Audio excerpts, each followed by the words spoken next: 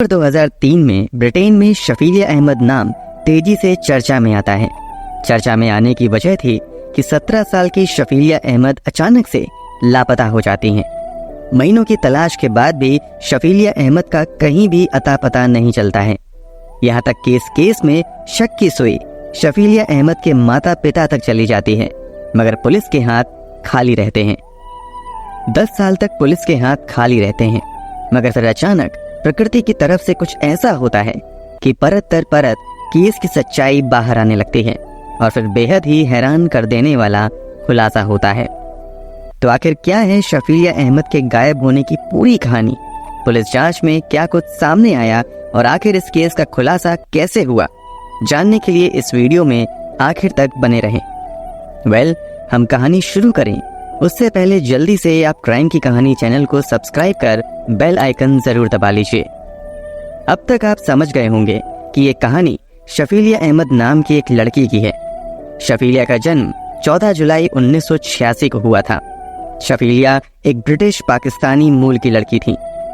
शफीलिया अहमद के पिता इफ्तिकार अहमद मूल रूप से पाकिस्तान के गुजरात जिले के उत्तम गांव के रहने वाले थे। लगभग 20 से 22 साल की उम्र में इफ्तिकार रोजगार की तलाश में ब्रिटेन चले आते हैं। यहीं रहते हुए काम करने के दौरान ही इफ्तिकार को विदेशी मूल की एक लड़की से प्यार होता है और वो उसी से शादी कर लेते हैं। बहुत जल्द इफ्तिकार एक बच्चे का पिता भी बन जाता है, मगर जब वो वापस पाकिस्तान जाता है और अपनी शादी के बारे में घर वालों को बताता है तो घर वाले इस शादी को मानने से इनकार कर देते हैं। फिर इफ्तिकार के घर वाले इफ्तिकार पर पाकिस्तानी लड़की से दूसरी शादी करने का भारी दबाव बनाते हैं। घर वालों की जिद के आगे इफ्तिकार झुक जाता है और उसकी शादी फरजाना अहमद नाम की एक पाकिस्तानी लड़की से कर देते हैं। शादी के बाद इफ्तिकार वापस ब्रिटेन जाता है और वहां अपनी पहली पत्नी को सच्चाई बताने के बाद उसे तलाक दे देता है। फिर कुछ समय बाद इफ्तिकार अपनी दूसरी पत्नी फरजाना को भी पाकिस्तान से अपने साथ ब्रिटेन लेकर चला आता है। ब्रिटेन आने के बाद इफ्तिकार अपनी पत्नी के साथ ब्रैडफोर्ड वेस्ट यॉर्कशायर में रहने लगता है। यहीं रहते हुए 14 जुलाई 1986 को शफीलिया अहमद का जन्म होता है। शफीलिया की जन्म के बाद ये दोनों पुरानी जगह को छोड़कर वेरिंगटन में रहने चले आते हैं। यहाँ से शफीलिया अहमद की पढ़ाई लिखाई शुरू होती है। इस बीच इफ्तिकार का परिवार भी बड़ा होता है और घर में 2 और बेटियों का जन्म होता है। वैसे तो ये परिवार ब्रिटेन में ही रहता है, मगर छुट्टी के दिनों में अक्सर इफ्तिकार अपने सभी बच्चों और पत्नी को लेकर पाकिस्तान अपने घर आता था। बात 2003 की है। अब तक शफीलिया अहमद की उम्र 17 साल हो चुकी थी और वो कानून की पढ़ाई कर रही थी। इसका सपना वकील बनने का था। जब शफीलिया और दूसरे बच्चों की छुट्टी होती है तो 18 फरवरी 2003 को शफीलिया अपने परिवार वालों के साथ पाकिस्तान वापस आती हैं। पाकिस्तान ट्रिप के दौरान ये परिवार एक पारिवारिक शादी समारोह में भी शामिल होता है। इस शादी के कुछ ही दिनों बाद शफीलिया अहमद के साथ एक बड़ा हादसा होता है। दरअसल वो गलती से फिनाइल पी लेती हैं। इस कारण उसका गला पूरी तरीके से जल जाता है। शुरू में कहा जाता है कि शफीलिया अहमद पर उसके माता पिता ने एक पाकिस्तानी लड़के से शादी करने का दबाव बनाया था। इसी कारण जान देने के लिए शफीलिया ने फिनाइल पी ली, मगर बाद में माता पिता दावा करते हैं कि दरअसल जिस बोतल में अमूमन पानी रखा होता था उसी एक पुरानी बोतल में घर की साफ सफाई के लिए किसी ने फिनाइल रख दी थी। रात के अंधेरे में शफीलिया को समझ नहीं आता है कि वो फिनाइल है और वो पानी समझकर उसे पी लेती है। इस गलती की वजह से शफीलिया अहमद को बहुत तकलीफ उठानी पड़ती है। उसे पाकिस्तान में ही एक अस्पताल में भर्ती करवाया जाता है। क्योंकि शफीलिया अहमद की इंजरी बहुत ज़्यादा थी, इसलिए उसे लंबे समय तक अस्पताल में रहना पड़ता है। इस बीच परिवार के दूसरे सदस्यों की छुट्टी खत्म हो जाती है और वापसी का दिन करीब आ जाता है। इस कारण इफ्तिकार अपने 2 बच्चों और पत्नी को लेकर वापस ब्रिटेन चले आते हैं, जबकि शफीलिया अहमद इलाज के लिए पाकिस्तान में ही रुकी रहती हैं। हालांकि कुछ ही दिनों बाद इफ्तिकार शफीलिया अहमद की भी वापसी का इंतजाम करता है और फिर 27 मई 2003 को शफीलिया वापस ब्रिटेन आ जाती है। यहाँ एयरपोर्ट से ही एम्बुलेंस के जरिए शफीलिया को सीधे इलाज के लिए एक अस्पताल में एडमिट करवा दिया जाता है। कई महीनों के इलाज के बाद शफीलिया अहमद का गला काफ़ी हद तक ठीक हो जाता है और फिर से वो कॉलेज ज्वाइन कर लेती हैं। पढ़ाई के साथ साथ पार्ट टाइम जॉब भी शुरू कर देती हैं। यहाँ तक शफीलिया अहमद को कोई जानता भी नहीं था, मगर 18 सितंबर 2003 को शफीलिया अहमद के एक कॉलेज टीचर नोटिस करते हैं कि पिछले एक हफ्ते से शफीलिया अहमद कॉलेज नहीं आ रही हैं। शफीलिया अहमद को फ़ोन करने की भी कोशिश की जाती है, मगर उससे कांटेक्ट नहीं हो पाता है। इस बारे में जब शफीलिया के माता पिता से पूछा जाता है तो वो लोग भी बताते हैं कि शफीलिया अहमद पिछले एक हफ्ते से घर नहीं आई हैं। बेटी एक हफ्ते से घर से गायब है और इस बारे में माता पिता ने अब तक पुलिस में कंप्लेंट दर्ज नहीं करवाई थी। इस कारण शफीलिया के टीचर को सब कुछ नॉर्मल नहीं लगता है और वो तुरंत पुलिस को इस बात की जानकारी दे देते हैं। मामला दर्ज करते ही पुलिस की एक टीम जांच पड़ताल के लिए शफीलिया के घर आती है और माता पिता से ही पूछताछ की शुरुआत होती है। शफीलिया अहमद के माता पिता बताते हैं कि 11 सितंबर 2003 को आखिरी बार उन्होंने शफीलिया अहमद को अपने घर देखा था। उसके बाद से वो नजर नहीं आई है। इस पर पुलिस वाले कहते हैं कि जब आपकी बेटी एक हफ्ते से गायब है तो आपने अब तक पुलिस में शिकायत दर्ज क्यों नहीं करवाई। इस पर शफीलिया अहमद के माता पिता जवाब देते हैं कि ऐसा पहली बार नहीं है जब शफीलिया अहमद घर से गायब हुई है, बल्कि ऐसा पहले भी कई बार उसके साथ हो चुका है। इस बात की पुष्टि के लिए जब पुलिस रिकॉर्ड की जांच करती है तो पता चलता है कि वास्तव में पहले भी शफीलिया कई बार घर से गायब हो चुकी हैं। पहली बार तो जब शफीलिया अहमद की उम्र महज 12 साल थी, तभी वो 10 मार्च 1998 को अपनी छोटी बहन के साथ घर से गायब हो गई थी। शफीलिया के माता पिता ने दोनों बहनों की मिसिंग रिपोर्ट भी तब पुलिस में दर्ज करवाई थी। हालांकि तब शफीलिया शाम होते होते घर वापस आ गई थी। रिकॉर्ड्स के मुताबिक दूसरी बार शफीलिया अहमद 25 नवंबर 2002 को घर से भाग गई थी। तब भी इफ्तिकार अहमद अपनी बेटी की मिसिंग रिपोर्ट दर्ज करवाते हैं। काफी खोजबीन के बाद पुलिस को शफीलिया अहमद एक पार्क में बैठी हुई मिलती हैं। पुलिस रिकॉर्ड्स के मुताबिक तीसरी बार शफीलिया अहमद 3 फरवरी 2003 को अपने एक दोस्त के साथ घर छोड़कर भागी थी। इस बार शफीलिया अहमद 2 दिनों तक घर वापस नहीं आती हैं और फिर 5 फरवरी 2003 को शफीलिया अहमद अनाथ लोगों के लिए बनाए गए सेफ हाउस में चली जाती हैं। वहां जाकर अपने माता पिता के खिलाफ घरेलू हिंसा और मानसिक उत्पीड़न की रिपोर्ट दर्ज करवाती हैं। रिपोर्ट दर्ज होने के बाद पुलिस वाले शफीलिया अहमद और उसके माता पिता से बात करते हैं और फिर सब कुछ क्लियर होने के बाद शफीलिया अहमद वापस अपने पिता के घर चली जाती हैं। इसी के बाद 18 फरवरी 2003 को शफीलिया अहमद अपने 2 बहनों और माता पिता के साथ फैमिली फंक्शन के लिए पाकिस्तान जाती हैं और वहां से वापस आने के कुछ ही दिनों बाद गायब हो जाती हैं। चूंकि माता पिता के बयान के बाद और पुलिस रिकॉर्ड से ये साबित हो जाता है कि शफीलिया अहमद पहले भी कई बार घर छोड़कर भाग चुकी हैं, इसलिए पुलिस वालों को लगता है कि शायद इस बार भी अपनी मर्जी से ही शफीलिया कहीं भाग गई होंगी। इसलिए पुलिस तो अपनी जांच जारी रखती ही है, साथ ही उन संभावित जगहों का भी पता लगाने में जुट जाती है जहां शफीलिया अहमद जा सकती थी, मगर कहीं से भी शफीलिया का अता पता नहीं चलता है। शफीलिया अहमद के पहले भी घर छोड़कर भागने के इतिहास की वजह से पुलिस जांच में थोड़ी सुस्ती दिखाती है। कुछ स्थानीय मीडिया वाले पुलिस की सुस्ती को मुद्दा बनाना शुरू कर देते हैं। इसका असर ये होता है कि स्थानीय स्तर पर ही शफीलिया अहमद को खोजने की मांग होने लगती है। अब पुलिस धीरे धीरे अपनी जांच आगे बढ़ाती है तो शफीलिया के घर से पुलिस वालों को शफीलिया की लिखी हुई बहुत सारी कविताएं और लेख मिलते हैं। इन कविताओं से पता चलता है कि वो अपने घर के माहौल से खुश नहीं थी। माता पिता चाहते थे कि शफीलिया एक ट्रेडिशनल पाकिस्तानी लड़की के तौर पर अपना जीवन बिताए, जबकि शफीलिया अहमद को वेस्टर्न कल्चर ज्यादा भा रहा था। इसी दर्द को शफीलिया अहमद ने अपनी कविताओं के जरिए पन्नों पर उतारा था। जब शफीलिया की ये कविताएं लोगों तक पहुंचती हैं तो धीरे धीरे ये मामला और तूल पकड़ने लगता है और पुलिस पर शफीलिया को ढूंढने का दबाव बहुत ज्यादा बढ़ने लगता है। इसी के बाद पुलिस वाले एक्शन में आते हैं और हर उस जगह की तलाश करते हैं जहां शफीलिया जा सकती थी, मगर कहीं से भी उसका कोई भी सुराग नहीं मिलता है। हालांकि एक सीसीटीवी फुटेज में शफीलिया अहमद की तस्वीर जरूर दिखाई जाती है।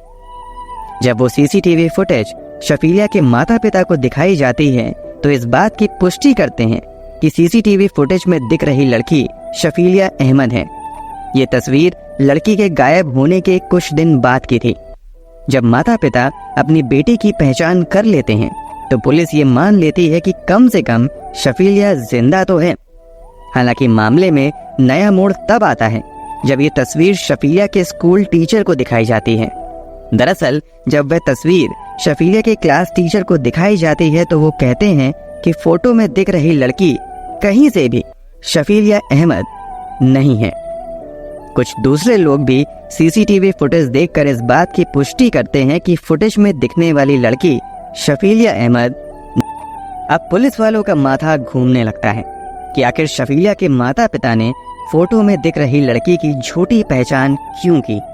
क्या वो कुछ छुपाने की कोशिश कर रहे हैं?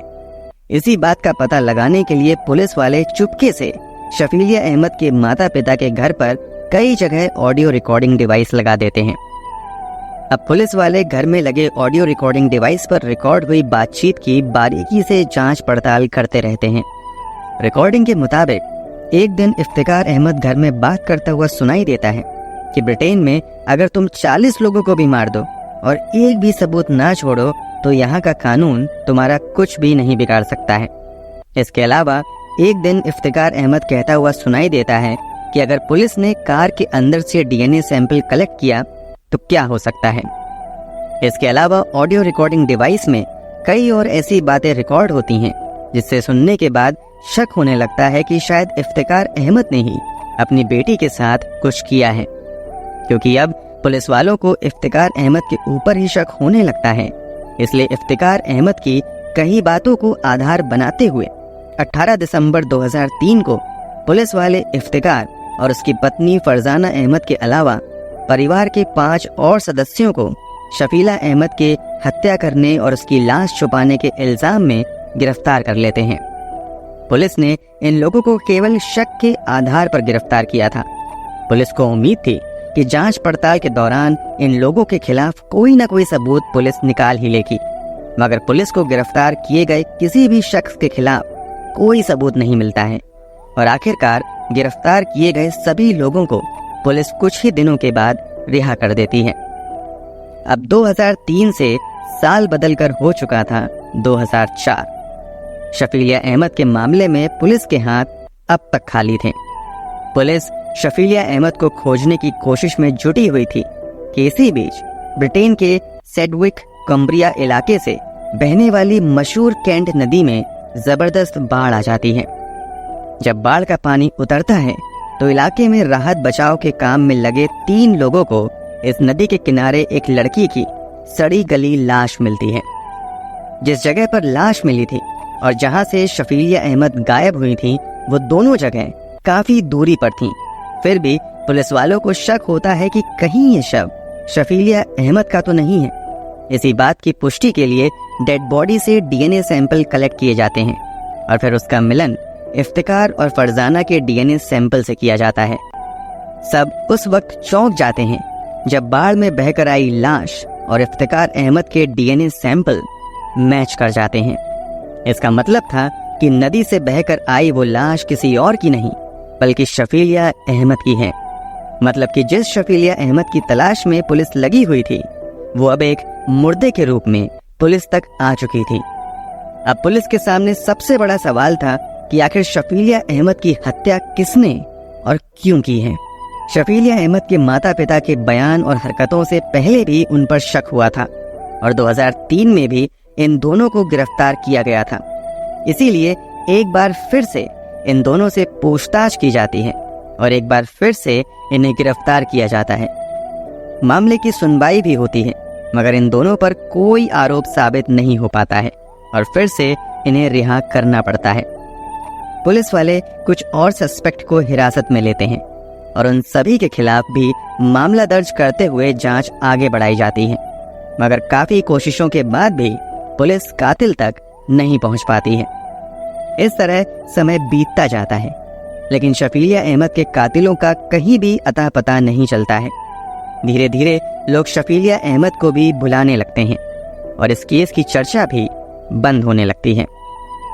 शफीलिया अहमद 2003 में गायब हुई थी और अब आ चुका था साल 2010।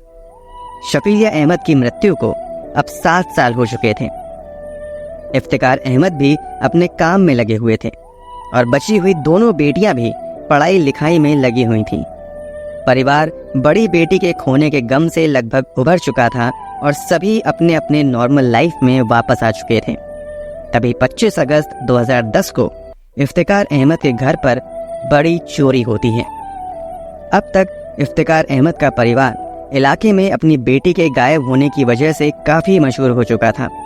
इस कारण जब इस घर में चोरी की वारदात होती है तो ये खबर भी अखबारों की सुर्खियां बनने लगती हैं और एक बार फिर से पुलिस पर भारी दबाव आ जाता है।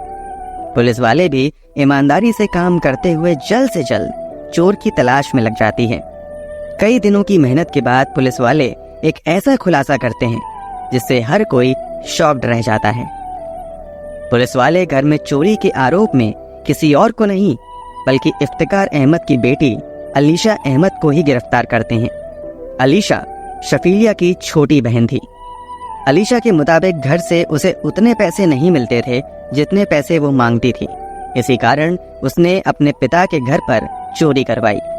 पुलिस ने चोरी वाले केस को बहुत जल्दी सॉल्व कर लिया था, मगर पुलिस वालों को यहाँ एक मौका नजर आता है और अब वो एक बार फिर से कई साल पहले गायब हुई शफीलिया वाली फाइल को खोलते हैं और अलीशा से उसकी बहन शफीलिया के बारे में बातचीत करना शुरू करते हैं।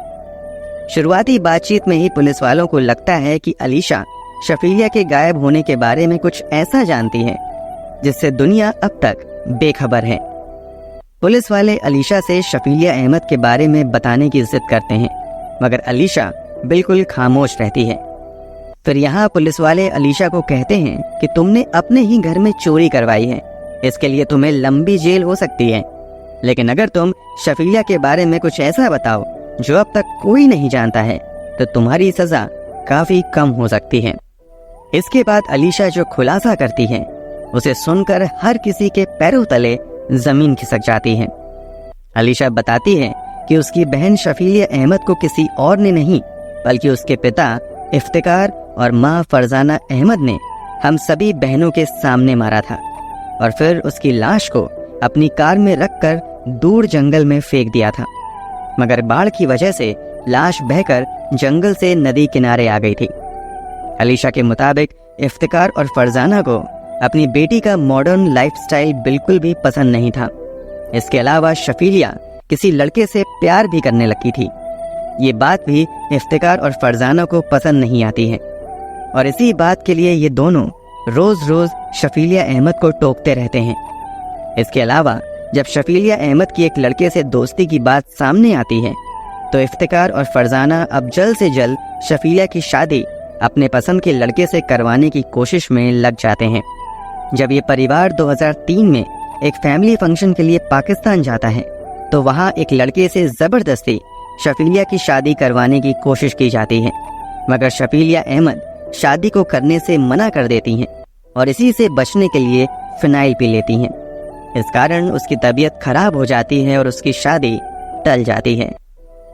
जब शफीलिया वापस ब्रिटेन आती हैं तो यहाँ भी उसके परिवार वाले अपनी पसंद के लड़के से शादी करवाने की जिद करने लगते हैं।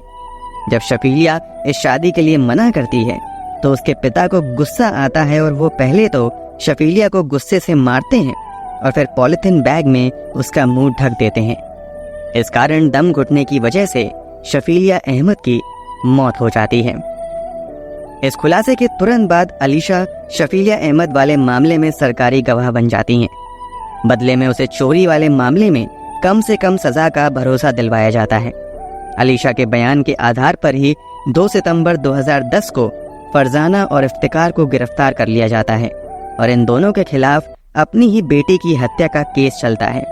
गिरफ्तारी के कुछ महीनों तक ये दोनों जेल में रहते हैं, लेकिन लगभग 1 साल बाद 15 सितंबर 2011 को इन दोनों को मैनचेस्टर क्राउन कोर्ट से बेल मिल जाती है।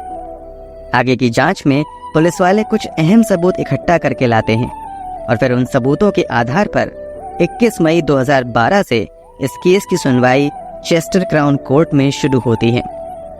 पहले तो फरजाना और इफ्तिकार दोनों ही अपनी बेटी की हत्या से इनकार करते रहते हैं, मगर जब फरजाना को लगने लगता है कि अपनी ही बेटी की हत्या के मामले में ये फंसने वाली है, तो 9 जुलाई 2012 को फरजाना कोर्ट में फाइनली एक्सेप्ट कर लेती है कि शफीलिया अहमद की हत्या किसी और ने नहीं बल्कि इफ्तिकार अहमद ने ही की है। अपने बयान में फरजाना ये भी बताती है कि उसने इफ्तिकार अहमद को रोकने की कोशिश भी की थी, मगर उल्टे इफ्तिकार अहमद ने फरजाना को भी मारा पीटा और धमकी दी कि अगर तुम में से किसी ने भी इस बारे में किसी को भी बताया तो उसका भी हाल शफीलिया जैसा ही होगा। अब इफ्तिकार अहमद के खिलाफ 2 गवाह हो चुके थे।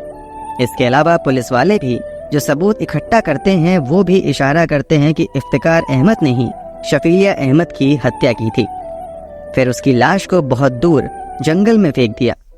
मगर इत्तेफाक से उस इलाके में बाढ़ आ गई और बाढ़ के पानी के साथ शफीलिया की लाश बहते हुए खुद ही नदी के किनारे पहुंच गई। फाइनली लंबी सुनवाई के बाद अगस्त 2012 में फरजाना और इफ्तिकार को अपनी ही बेटी की हत्या और हत्या के बाद लाश गायब करने का दोषी पाया जाता है और इन दोनों को 25-25 साल की सजा सुनाई जाती है। कोर्ट में यह भी साबित होता है कि ये एक ऑनर किलिंग थी। कोर्ट के इस फैसले के बाद हर साल शफीलिया अहमद की याद में 14 जुलाई को यानी शफीलिया अहमद के बर्थडे के दिन national day of memory for victims of honour killing भी मनाई जाती है। दोस्तों, ये पूरी कहानी जानने के बाद आप क्या कहेंगे? कमेंट बॉक्स में ज़रूर बताएं। अगर आपको हमारी मेहनत पसंद आई हो तो इस वीडियो को लाइक करते हुए शेयर भी करें। अगर आपने अब तक इस चैनल को सब्सक्राइब नहीं किया है तो जल्दी से चैनल को सब्सक्राइब करने के बाद लेटेस्ट वीडियो के लिए बेल आइकन भी ज़रूर दबा लें। क्राइम की दुनिया से जुड़ी ऐसी ही हैरान कर देने वाली कहानियों के लिए हमारे साथ लगातार जुड़े रहें। धन्यवाद।